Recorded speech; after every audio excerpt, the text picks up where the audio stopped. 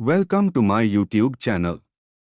Story का नाम है किलर एक्चुअली विक्टिम होता है। This comic story written by Sumit. तो चलिए अब स्टोरी स्टार्ट करते हैं बिना किसी देरी के।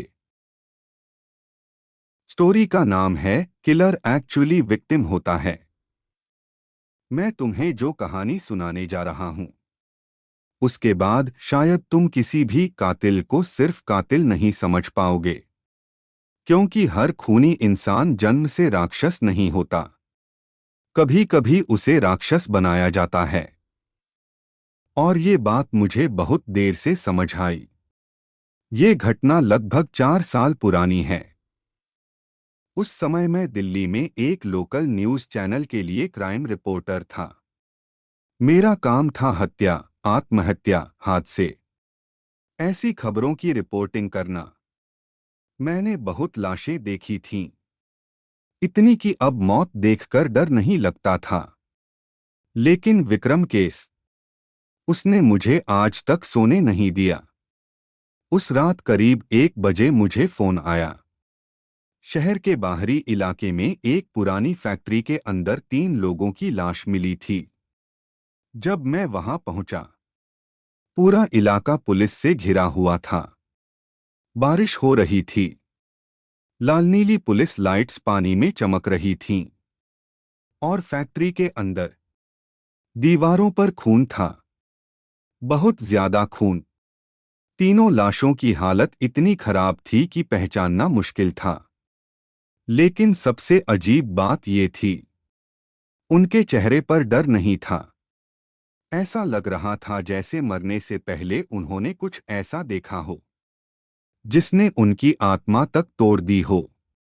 इंस्पेक्टर अजय, जो मेरा पुराना दोस्त था, धीरे से मेरे पास आया और बोला, इस बार मामला बहुत गड़बड़ है।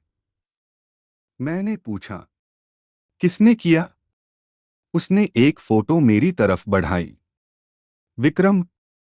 मैं फोटो देखकर चौंक गया। करीब 35 साल का आदमी, पतला शरीर, आंखों के नीचे काले घेरे, चेहरा ऐसा जैसे कई सालों से सोया ना हो। मैंने पूछा, मोटिव? अजय बोला, अभी तक नहीं पता, लेकिन पिछले 2 महीनों में ये चौथी हत्या है। और हर बार वही पैटर्न। लोगों को मारने से पहले वो उनसे कुछ पूछता है। क्या? अजय कुछ सेकंड चुप रहा, फिर बोला, वो पूछता है, अब याद आया, तुमने मेरे साथ क्या किया था? अगले दिन से पूरा शहर डर गया। हर न्यूज़ चैनल पर सिर्फ एक नाम था, साइको किलर विक्रम। लोग कह रहे थे वो पागल है, कोई कहता वो शैतान है। लेकिन मुझे उसकी आंखों में कुछ अजीब लगा था। गुस्सा नहीं, दर्द, बहुत गहरा दर्द। और पता नहीं क्यों, मैं इस केस में जरूरत से ज्यादा दिलचस्पी लेने लगा। मैंने विक्रम के बारे में जानकारी निकालनी शुरू की। और जो पता चला, उसने सब बदल दिया। विक्रम पहले एक स्कूल टीचर था, शांत, सीधा सादा, बच्चों को फ्री में पढ़ाने वाला इंसान। लेकिन फिर अचानक वो गायब हो गया, करीब 8 साल तक। और जब वापस आया, हत्या शुरू हो गई। मैं उसके पुराने घर पहुंचा। घर शहर से दूर था, टूटा हुआ, सड़ा हुआ, जैसे सालों से वहां कोई ना रहा हो। दरवाजा आधा खुला था। मैं अंदर गया। पूरा घर धूल से भरा था।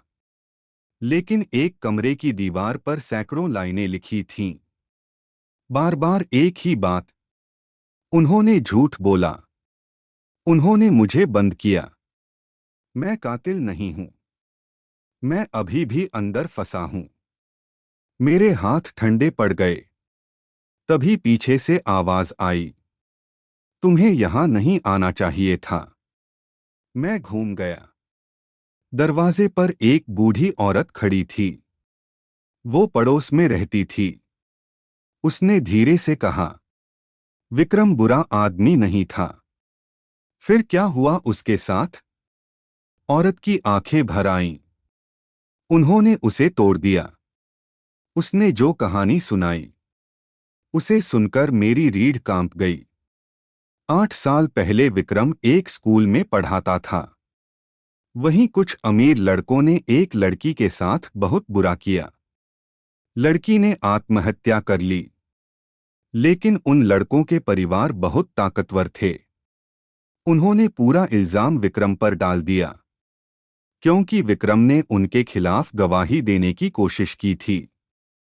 उसे पुलिस उठाकर ले गई, लेकिन जेल नहीं, एक प्राइवेट मानसिक अस्पताल, जहां लोगों का इलाज नहीं होता था, उन्हें तोड़ा जाता था। मैंने उस अस्पताल का नाम खोज निकाला, शांतिवन न्यूरो सेंटर। शहर से दूर जंगलों के बीच, अब बंद पड़ा था। उस रात मैं अकेला वहां गया, और काश मैं कभी ना जाता। अस्पताल अंदर से पूरी तरह अंधेरा था। दीवारों से बदबू आ रही थी। जंग लगे बेड, टूटी व्हीलचेयर, और हर कमरे से ऐसा लगता था जैसे कोई अभी भी मुझे देख रहा हो। फिर मुझे रिकॉर्ड रूम मिला। वहां पुरानी फाइलें थीं। उनमें विक्रम की भी फाइल थी। मैंने कांपते हाथों से उसे खोला। पहले पन्ने पर लिखा था, सब्जेक्ट 27 एक्सट्रीम साइकोलॉजिकल ब्रेकडाउन। नीचे डॉक्टर की रिपोर्ट थी। मरीज बार बार कहता है कि वह निर्दोष है। इलेक्ट्रिक थेरेपी जारी रहेगी जब तक स्वीकार ना करे। मेरी सांस अटक गई। अगले पन्नों में तस्वीरें थीं। विक्रम कुर्सी से बंधा हुआ था। उसके शरीर पर जलने के निशान थे। एक फोटो में उसकी आंखें सीधे कैमरे की तरफ थीं, और नीचे खून से लिखा था, अगर मैं बच गया तो सबको याद दिलाऊंगा। तभी ऊपर कहीं से आवाज आई, ठक। मैं जम गया। फिर दोबारा, ठक ठक। कोई ऊपर चल रहा था। धीरे धीरे मैंने टॉर्च ऊपर घुमाई, और उसी पल मुझे कोई दिखा। गलियारे के अंत में लंबा आदमी, सिर झुका हुआ। मैंने डरते हुए कहा, वक्त। विक्रम। वो धीरे धीरे मेरी तरफ आने लगा, और जैसे जैसे वो रोशनी में आया, मेरी सांस रुक गई। उसके चेहरे पर पुराने जलने के निशान थे। आंखें लाल, लेकिन उनमें आंसू थे। हाँ, एक कातिल रो रहा था। वो मेरे सामने आकर रुका। फिर धीमी आवाज में बोला, उन्होंने मुझे हर दिन मारा, हर दिन। और जब मैं टूट गया, तो उन्होंने मुझे राक्षस कह दिया। मेरे शरीर में सिहरन दौड़ गई। मैंने पूछा, तुमने उन लोगों को क्यों मारा? वो कुछ सेकंड चुप रहा। फिर बोला, क्योंकि उन्हें कभी सजा नहीं मिली, और मैं हर रात उस लड़की की चीखें सुनता था। उसकी आवाज टूट गई। मैं कातिल नहीं बनना चाहता था, लेकिन उन्होंने मुझे इंसान छोड़ा ही नहीं। तभी अचानक बाहर पुलिस सायरन गूंजने लगे। अजय वहां पहुंच चुका था। विक्रम, बाहर आओ। विक्रम हल्का सा मुस्कुराया, थका हुआ मुस्कुराहट। फिर मेरी तरफ देखकर बोला, देखना, मरने के बाद लोग मुझे सिर्फ कातिल कहेंगे, पीड़ित नहीं। और फिर उसने अपनी जेब से बंदूक निकाली। मैं चिल्लाया, नहीं। लेकिन देर हो चुकी थी। धड़ाम। गोली की आवाज पूरे अस्पताल में गूंज गई। विक्रम जमीन पर गिर चुका था। उसकी आंखों से आंसू बह रहे थे, और मरने से पहले उसने सिर्फ एक बात कही, क्या अब किसी को सच पता चलेगा? पुलिस रिपोर्ट में लिखा गया, खतरनाक सीरियल किलर मारा गया। बस इतना। किसी ने ये नहीं लिखा कि वो पहले खुद एक शिकार था।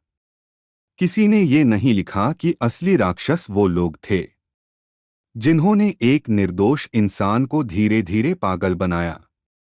आज भी जब मैं रात में अकेला होता हूं, मुझे उसकी आवाज सुनाई देती है। मैं कातिल नहीं था।